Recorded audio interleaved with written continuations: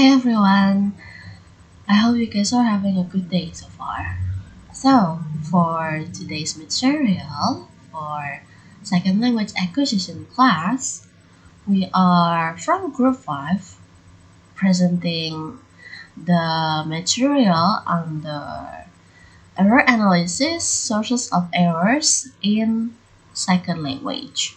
Now, before we start with our presentation, let me introduce all the members of our group. First, we have Delfiero Sintanu, then Savira Hamanda Puteri, myself, Veronica Deava Yosefine, Wahyu Purnomo Adjie, and last but not least, Yeni Kartika. So all of us are going to explain to you about error analysis, sources of errors in the second language. Now, without further ado, let me get started with definitions.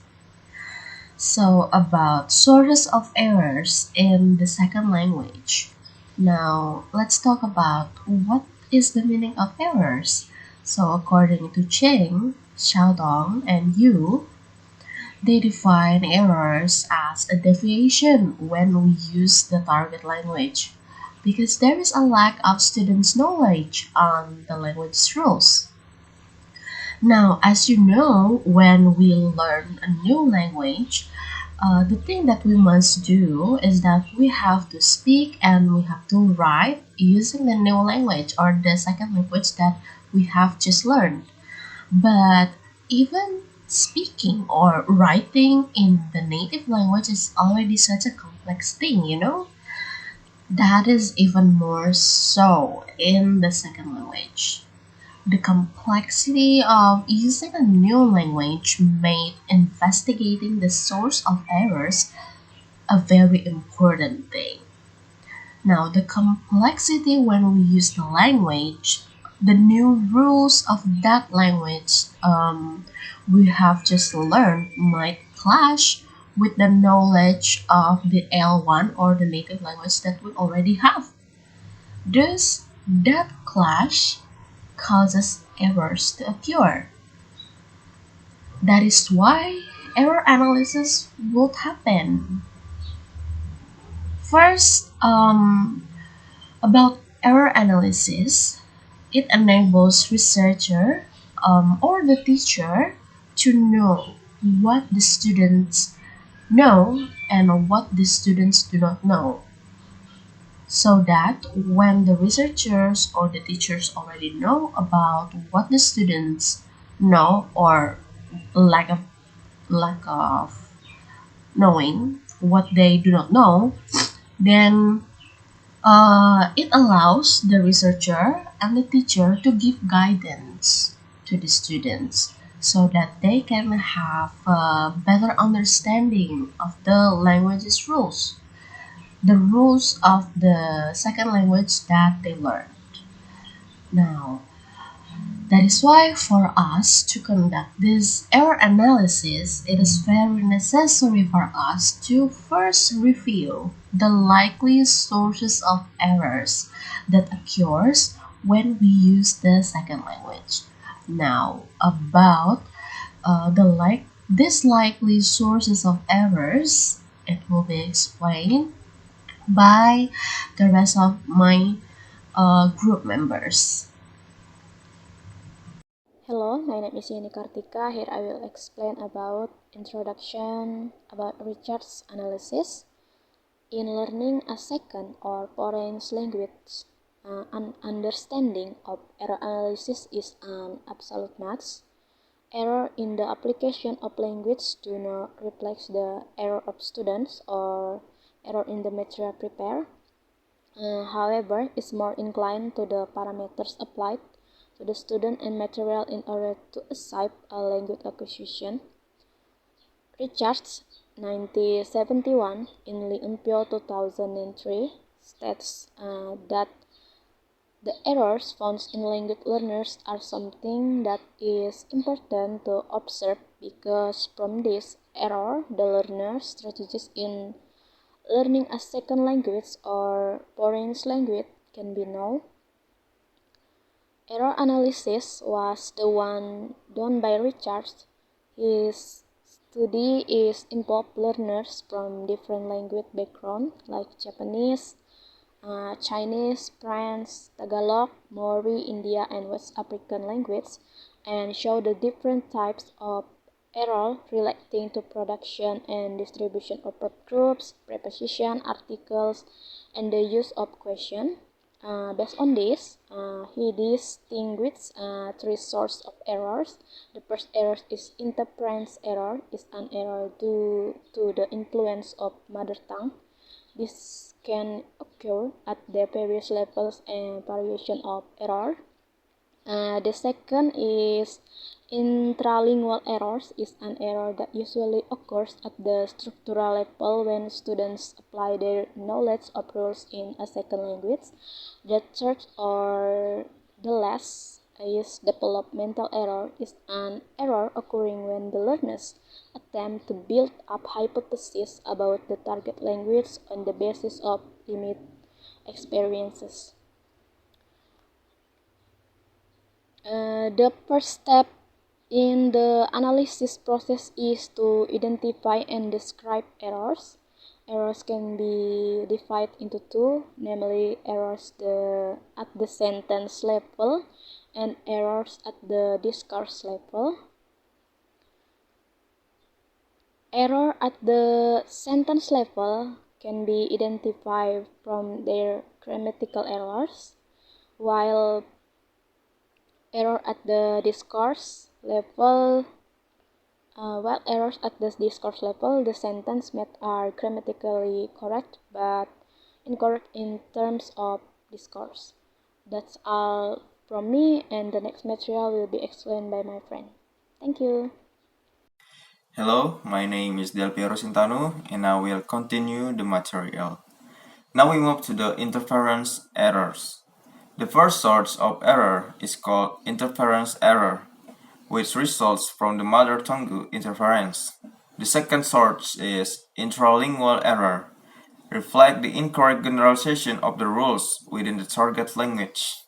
Intralingual errors are not related to the first language transfer, but contribute by the target language itself, building on the foundation of the source of error mentioned above.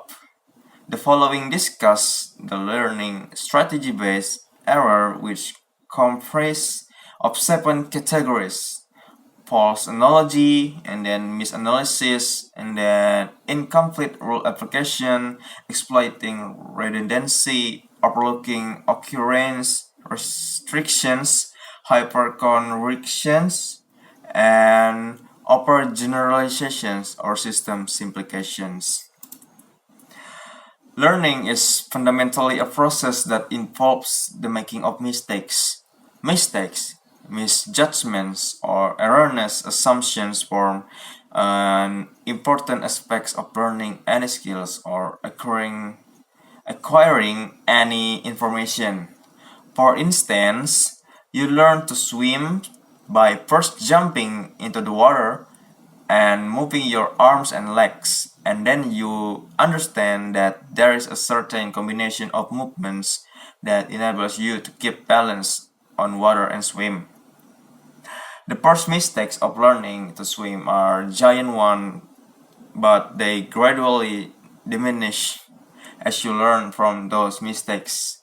Learning to swim, to play tennis, to type, or to read all involve a process in which success comes by profiting from mistakes and by using mistakes to obtain corrective feedback. So this is the material about the interference errors analysis, and then we move to the next material.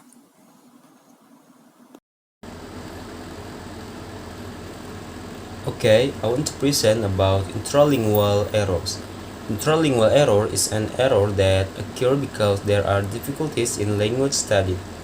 Error originating in intralingual, it means that the second language learner error is caused by the complexity of the second language system itself. The error occurs due to the complexity of the second language system itself, not due to the influence of the first language system. The source of intralingual error lies in the target language itself. In the process of acquisition, second language learners either have insufficient command of language structure or false interpretation of distinction in some grammatical rules. In other words, learners are still in the developmental stage of acquiring second language. The errors in the composition were likely to occur since students didn't execute post-writing stage, that is, editing and revising. Considering the fact that students were asked to write in their computer, there should be plenty of opportunity to correct their errors, particularly the mechanics such as spelling and word form. However, the result of their composition, which still contain errors, spelling indicate that students might not have an awareness toward error or not realize the importance of checking their work after they finish their writing. Intralingual errors were found in omission and addition. It can be argued that omission might result from learner simplification and lack of knowledge of correct language form, whereas addition results from overgeneralization of rules. When learners omit particular morphem or suffix in word formation, they were either simplifying or ignoring the rules, such as in the word formation. Omission error also occur as the article was left out in the sentence construction. Omission is typically committed by learner in the early stage of second language acquisition. In the case of addition, when learner added morphem or suffix to a word that actually didn't need it, they were making overgeneralization of rules. Overgeneralization could be related to redundancy, where the learner failed to produce effectiveness sentences. That's all about intralingual error, and the next slide will be presented by my friend. My name is Savira Puteri. I will explain about developmental errors. Developmental errors is error occurring when learners attempt to build up hypotheses about the target language on the basis of limited experiences. Also, developmental errors is kind of errors that caused by the difficulty or the problem of language itself. It occurs during the learning process of the second language at a stage when the learners have not really acquired the knowledge.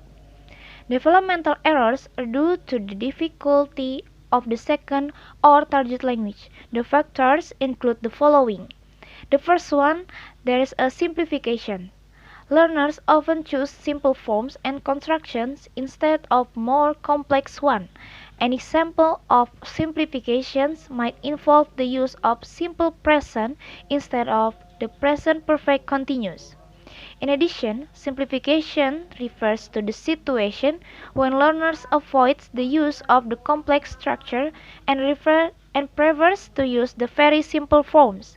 Sometimes this also results in the form of errors. The second one is overgeneralization. Overgeneralization refers to the situation in which one form or rule of the language is overgeneralized over the other forms. The extending use of certain forms refers to the overgeneralization and becomes the cause of errors in language learning. The third one is hypercorrection. Sometimes the zero efforts of teachers in correcting their students' error induce the students to make errors in otherwise correct forms. According to Stenson, 1978, calls this type of error is induced error. For example, the teacher's insistence that Arab ESL learners produce the phoneme P correctly prompts them to always produce P where the phoneme B is required. Also, Arab ESL learners say bird and petal instead of bird and battle. The fourth one is faulty teaching. Sometimes it happens that learners' error are teacher-induced ones. It caused by the teacher teaching materials or the order of presentation. This factor is closely related to hypercorrection above. Also, it is interesting to note that some teachers are even influenced by their pupils' error in the course of long teaching. 5. Fossilization. Some errors, especially errors in pronunciation, persist for long periods and become quite difficult to get rid of. The examples of fossilized errors in Arab ESL learners are the lack of distinction between P and B in English and the insertion of the resumptive pronoun in English relative clauses produced by these learners. 6. Avoidance. Some synthetic structures are difficult to produce by some learners. Consequently, these learners avoid these structures and use instead simpler structures. Arab ESL learners avoid the passive voice while Javanese learners avoid relativization in English. 7. Inadequate learning. This is mainly caused by ignorance of rule restrictions or under differentiation, and incomplete learning. An example is omission of the third person singular as in he won. The last one is false concept hypothesis. Many learners' errors can be attributed to wrong hypotheses formed by these learners about the target language. For example, some learners think that is the marker of the present tense, so they produce he is talked to the teacher. Similarly, they think that was in the past tense marker, so they produce it was happened last night. The conclusion is the process of language learning and the systematic analysis of these errors is very important because the error analysis serves as a linguistic analysis and it provides a deep insight in the process of language learning. Error analysis, along with the constructive analysis, is the major field of the applied linguistics and of second and foreign language acquisition, and it describes various strategies that learners use in the process of language learning. It also explores how error analysis has its impact in understanding the language learning process and describes the difficulties that learners face in the process of language learning. And it helps the teacher in designing different remedies for supporting the learners' learning. I think that's all from our group. Thank you so much for your attention. See you.